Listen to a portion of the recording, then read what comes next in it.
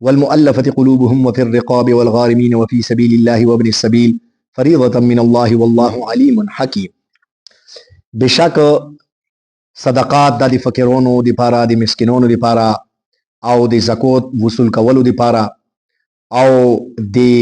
خلکو د زړونو تالیف قلوب د پاره، او د غلامانو ازدولي د پاره، او د قرضدارو قرضې ادا کولو د پاره، او د الله په لارې کې او د مسافرانو د پاره ده. دا د الله رب العزت طرف نه فرض ده، او الله رب العزت هر چی نه خبر ده، د حکمت والا ذات ته.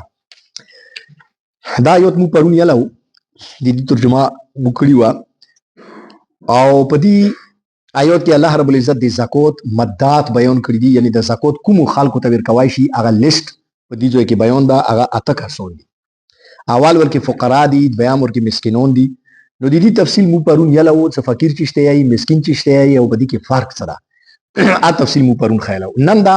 والعاملین علیها دریام مد د زکات د پاره، یعنی هغه کاست د زکات مستحق ته هغه ته زکات ورکوای شي.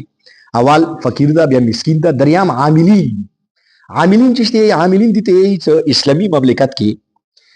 د زکات نظام دا شایدات حضور اکرم صلی الله علیه وسلم بو کله څه د زکات ولا اموال حاصل کولو دا پیغمبر علیه السلام به صحابه کرام مختلفو علاقو ته وستولو، او خلکو نبی د زکات ولا سمنونه هغه زمانه کې کرنسی و ډیر نه و، نو دغه درهم او دینار بو خون بو وزې بو وي. نو په دې باندې به لکه زکات رټوله ولا شو. یو 15 خون څو سره وای پاغي وا وزاوه، لاس وای دی وزې وي، 15 وای چالو درې شل وای 25 پرې اندا وای وا وزابو چې 25 خون بشو، بیا به 25 خون باندې یو خو د یو کول ولا بچای. نو بهرحال نو دا نه خپل نصاب یو دی وضو دی هغه دی غوونو دی غوونی خټم کې وینا کامي وی عربو بلا دی غوونو رجحان نو خپل وختي وزاب. وبرل دا زکاتونه خجوري به وی چوسره بناغ دی درهم او دینارو، نو چوسره به وربشي په دغه ټولو شیونو چې کوم دا کنه کوم هغه زکات پکې دلو. نو صحابه کرام زتر اجمعین به وستولو، هغه به قاعده کلی کې وتکینستو، او یو یو کاس تبع اعلان به وکړلو، حساب کې توبه وتوکل چې په تو دوره زکات راځي، هغه وته زکات حواله کو. نو دا خلک پر روغللو، پیغمبر علیه السلام ته بیا زکات روغللو. نو پیغمبر علیه السلام ته یو بیت المال جوړ کړو. پیغمبر علیه السلام بیا هغه بیت المال نه ورکولو خور غریبانو ته. چنانچه اسلامی د زکات سیستم دا شایدات د زکات وصولول د حکمران د امیر المؤمنین ذمہ داری ده، هغه به خلکو نه راګرځي. نو صدا کوم کسان به پیغمبر علیه السلام ستولو دغه تبع عاملین زکات نه لشي، زکات راګرځولي ولا دا به کله کله ورېدو چې مالدار باو زوري نه، د غریب سړی به پیغمبر علیه السلام ستول مالدار باو. نو د هغه کومه تنخوا د هغه متعلق الله رب العزت فرمایي چې د هغه تنخوا د زکات نه تاسو ورکولای شي. کوم زکات دی ګرځ کړلو والعاملین علیها ان دې زکات نه هغه ته تنخوا ورکولای شي. او سوره به ورکای. چنانچه فقهای کرام دې حد لیکل دا ته زکات نه ته دوره تنخواونه ورکولای شي چې هغه نصف زکات نه و نوړي. یعنی یو کاستو وستولو هغه مطلب دا شاید ته 60,000 روپے زکات راګرځو یا 50,000 روپے ته زکات راوړلو.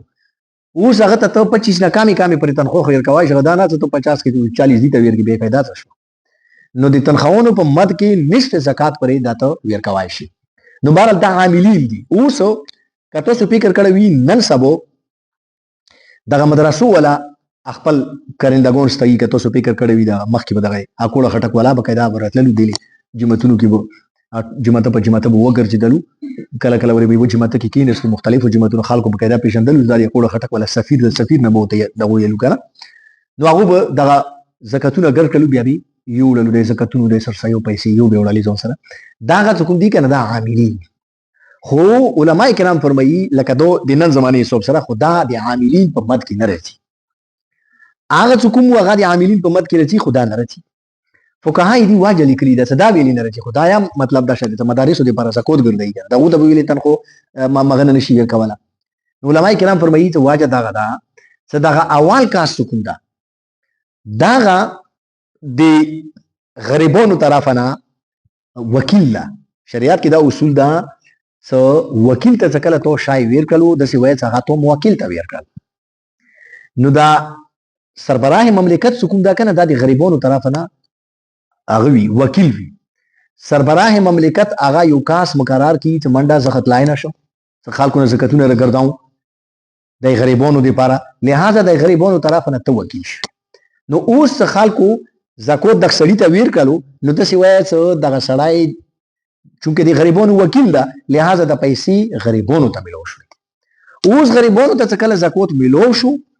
اوس د غریبان خپل پیسو لګیا دي ته ویر کوي هغه ته زکات وصول شول اوس هغه د عامل ته ویر کوي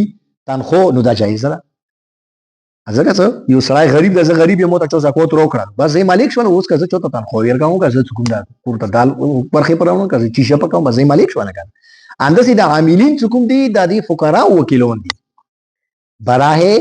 امیر المؤمنین دی امیر المؤمنین په واسطه سره او د مدارس ولا کوم هغه دي د سفیرون دي دا د غریبانو وکیلون نه دي بلکې دا د مالدور خلکو وکیلون دي یو مالدوري سړی د سفیر ته زکات ور کو دای مو تر پناه ته غریب طالب علم ته ور نو اوس غریب طالب علم ته دی ور کړه نه د دې څنګه مغنه تنخو ور کړل شي نو دی هغه ته نه هغه مالک نه دا ګرځیدل نو دی هغه ویلی چې هغه وکیل دونه ده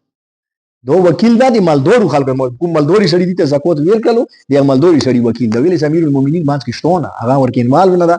لہذا د امیر المؤمنین په ترو دا تعویل نشي کېدل لہذا علما کرام دا فتوا ورکړي دا چې د سفیرون کوم دي دا زکات پیسونه د غوته تنخو نشي ورکوي او عاملین ته هغه سیستم اوس مکمل ختم دا اوس چونکه عاملین شتونه دي لہذا دا مد ننسب عملا نشته ده نو بهرحال ایو حدیث شریف دی چې فقهاو نقل کړه دا سو دا زکات حصہ زکات کې دی مالدوري سړي حصہ نشته البته حضور صلی الله علیه وسلم فرمایي دی حدیث شریف مفهوم دا چې پنځه کسان د سي چې هغه کا مالدوري بیا کنه هغه ته زکات ورکوي شي یو کوم دا کنه هغه کاس هغه جهاد ته لور او هغه چې هغه ته پیسې ورکانې شي یو سړی جهاد ته لورلو هغه چې هغه مطلب دا شي چې پیسې وسره نشته دي نو هغه ته زکات ورکوي شي هغه ته اگر چې هغه خمل دوره ده هغه ته دانه شي له زمونږه کور نه در پسې وګوره کنه بس هغه سره نشته دي ورکاوته او دویم څوک د حامل انداره لکه د زکات وصولولې لپاره لور ده هغه کډیر مال دوره ده مغه هغه خپل تنخو وصولوي شي دریام څوک دا کنه هغه مقروض ده یعنی یو سړی ده هغه سره فرض کې 10 لک روپے ورسره خو مغه 10 لک په هغه قرضایا ده اوس 10 لک سره سړی مال دوره کیږي هغه بظاهر مالدور ده خو چې الله مغه لاس لا کاغنه هغه مونږ قرضا ور باندې ده لہذا دیتا زکات ورکول شي او څلورم کاس پیغمبر اسلام فرمایي چې هغه دا چې هغه د صدقې ولا مول په پیسو وخوري مطلب دا شاید یو سړی دا موته فرض کیه چې په زکات کې ایوا وغور وکړه نو اوس یو مالدور سړی لګیا شي مغه مو سره کومه غوډه د زکات ولا هغه مونږ په پیسو وخوري نو په پیسو باندې د زکات ولا مول خستای شي او پنځم هغه کاس ته چې هغه ته د زکات ولا شای به تور هدیه ورکړل شي فرض کې موته چې زکات روکړلو نو په زکات کې فرض کې موته انده وغور وکړه زې به تور گیفت یو مالدوري شړی ته ورکړه تحفه ورکړه زای مو طرف نه توښه نو د څه زکوایش اگر چې هغه مالدور ده ای زکات ولا شای موته ورکړه چونکه زې مالی ګرځیدل لہذا بهرحال دا شیون کوم دي کنه دا عاملین په مت کې رچین عاملین باندې زکات کیږي والمؤلفه قلوبهم څلورم مت کوم دا کنه اغا دا مؤلفه القلوب اوس دا مؤلفه القلوب مؤلف معنوي تالیف معنوي تړل قلوب معنوي زړه تړل با الفاظ دیگر ایدی خلاصہ دا مؤلفه القلوب هغه خلکو ته یي دا د پیغمبر اسلام په زمانه کې جنت سي خالق وو سو هغه به لکه سردارون مالدوري خالق وو